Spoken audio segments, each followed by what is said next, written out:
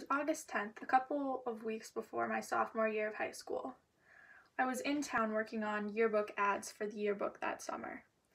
I had to be home, but I stayed in town longer than I should have, so I was in a hurry to get home. I took gravel home as I live in the country, and I was in a hurry, so I drove about 95 on the gravel road and I didn't have my seatbelt on. I was on my phone texting my mom to let her know I was on my way home. I looked up when I was driving and a pheasant flew across the road and it startled me, so I swerved to get away from it, and then that's when my car started rolling. My car rolled 3 times, and because I didn't have my seatbelt on, I flew out of the windshield and landed about 50 feet away from my car. I woke up in the ditch and I didn't know what was happening, but I knew I needed to find my phone. So I got up and looked, and I found my phone right next to my car, and I called my mom and I had told her that I had been in an accident and I needed her to come pick me up. She had thought, oh, it's no big deal, she probably just ran into a fence post.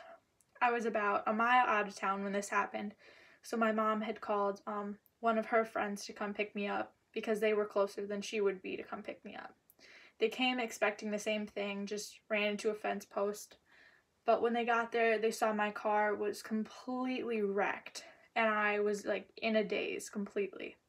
So they called 911, and the ambulance came and the fire department came, and I was taken by ambulance to the hospital in Armour where they did x-rays and some scans. They had decided there that I needed to be airlifted to the Sanford Children's Hospital in Sioux Falls. So I was airlifted to the Children's Hospital where they did more tests and scans, and I was there overnight. When I came home, I was in a neck brace and my arm was in a sling. I had broken the tips off of 6 vertebrae up my spine. I had messed up my shoulder, I bruised both lungs, and I had a really, really bad concussion. So, the moral of the story is wear your seatbelt, don't text and drive, and don't speed.